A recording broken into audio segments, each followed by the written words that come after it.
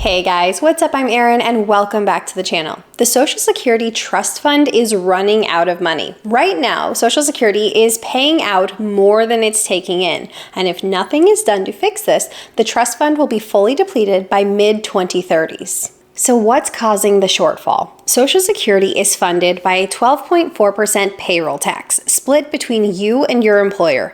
But here's the catch. In 2025, only your first $176,100 is taxed. Anything above that is not taxed for Social Security. And here's the thing, about 6% of workers make more than this cap. So they essentially stop paying into Social Security partway through the year, while everyone else who's earning under this threshold continues to pay on every dollar they earn. So what if we just got rid of the cap and taxed all income? Would that save Social Security? Social Security built up reserves in the past when revenue was higher than payouts.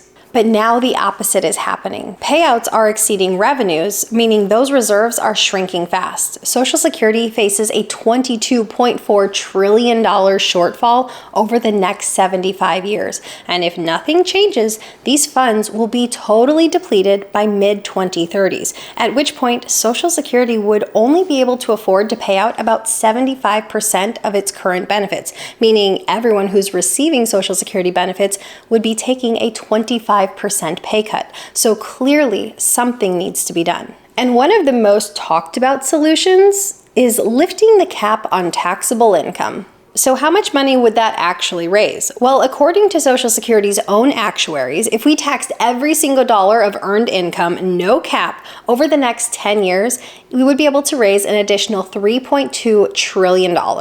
That alone would cover about 53% of Social Security's long-term funding gap. That would push back the trust fund's depletion to 2055 or later, buying us an additional 20 years to figure out a long-term solution. Lifting the cap isn't the only idea on the table. Some proposals use what's called a donut hole approach. Here's how it works. You keep the current cap, so only incomes up to the current threshold of $176,100 would be taxed, and then you start taxing incomes that exceed a certain threshold. Right now, the proposals are for about $400,000. So picture a donut. You tax up to the cap, skip the middle, and then tax incomes over $400,000. That's why it's called the donut hole. So income between the current cap and $400,000 would not be taxed. So in essence, only the highest of earners, the top 1% or 2% of earners, would pay more in taxes. But keep in mind that this threshold is indexed for inflation. So over time, this gap would shrink. Now, this approach does raise a lot of money, about $2.7 trillion over the next 10 years, which would be enough to cover about 2/3 of Social Security's long-term shortfall. And some argue that this solution is a little bit more palatable because it doesn't hit those upper middle-class income earners. Instead, it just hits those at the very top. Another option is to raise the cap so Social Security taxes cover 90% of all wages, like they did back in 1982.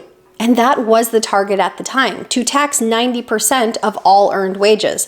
But today, higher income earners' wages have grown faster. And so now we're only taxing 84% of all earned income. So if we were to adjust back to this 90% threshold, we would have to raise the cap to about $285,000. So more high earners would pay in, but we wouldn't fully eliminate the cap in this situation. Now, this wouldn't fix everything, but it does reduce the long-term funding gap by about 20 to 30%. And it does buy us an additional 5 to 7 years, pushing the trust fund's depletions out to the end of 2030 or even the beginning of 2040. So it isn't a long-term fix, but it could be part of the solution. Now, here's where things get interesting. A lot of people ask, if we tax high earners more, will they also get higher benefits? And the answer is, it depends on how the law is written. Right now, there is a cap on how much income is taxed, and there's also a cap on the max benefit payout. So there's a rough tie between how much you pay in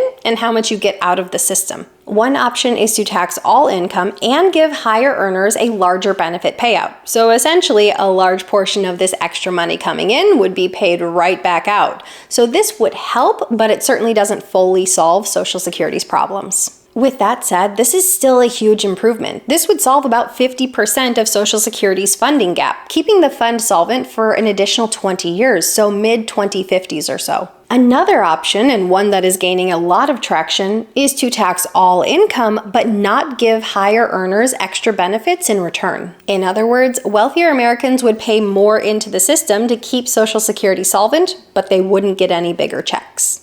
If we taxed all income and didn't increase benefits, this would be enough to cover about 70 to 75% of Social Security's shortfall. This would keep the program fully solvent until 2060 or beyond. So this really does go a long way towards keeping Social Security sustainable. But of course, there's been pushback because this would break the way Social Security is currently designed, where what you pay in is tied to what you get out. For high earners, that link would be gone. Now, a middle ground has been proposed as well.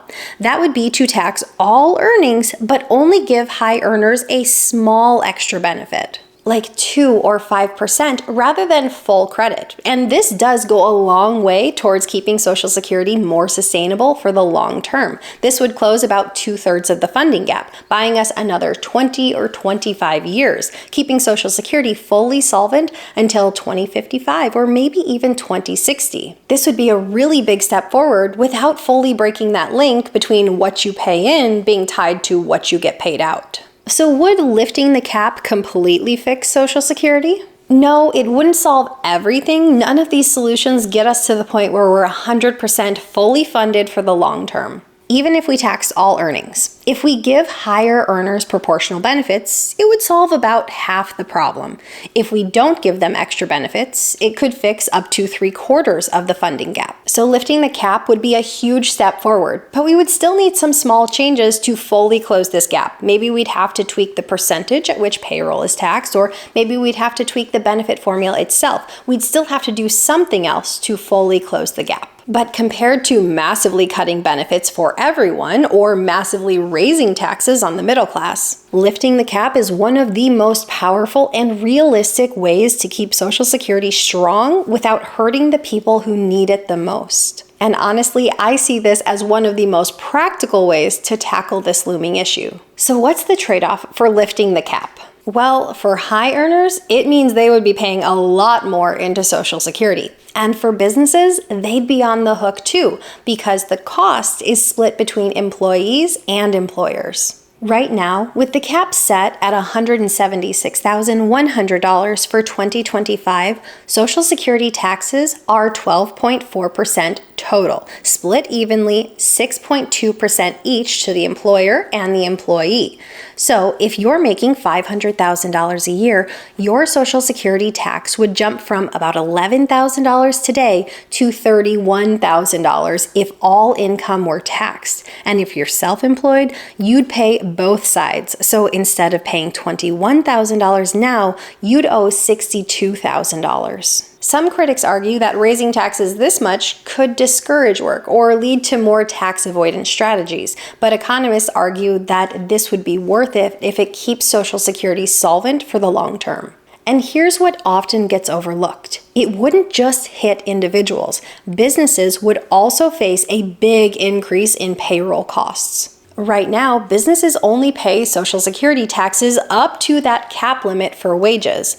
But if this cap were completely eliminated, they would owe 6.2% of a higher income earner's wages. This would dramatically increase their payroll costs. For big corporations, maybe they can absorb that cost. But for smaller businesses with higher income earners, think law firms or tech startups or boutique financial firms, would they be able to afford this cost? They might have to make some pretty big and severe cuts. So when we talk about lifting the cap, we can't just talk about it on the individual level. And from a fairness level, we also have to wonder, can businesses really absorb this cost? So what are your thoughts? Should we lift the cap on all Social Security taxes? Should higher earners receive higher benefits in return, or should they simply pay into the system and not receive a higher benefit, just helping to keep the system solvent? Let me know your thoughts in a comment down below. I post new videos every single week. If you got anything at all out of this one, please give it a like. If you're new here, please consider subscribing, or if you know of someone who might get something out of this type of content,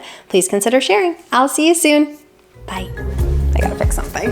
It's if nothing, oh, I need that to stop making noise. I'm so sorry, I'm so distracted. Okay, we got this. Your dollars would be taxed, and then the next portion of income, I think I said tax, not tax, as this cap moves upwards. I think I said upwards. So it would help, but I think solve the solution. That's terrible wording. Why would I do that? Ah.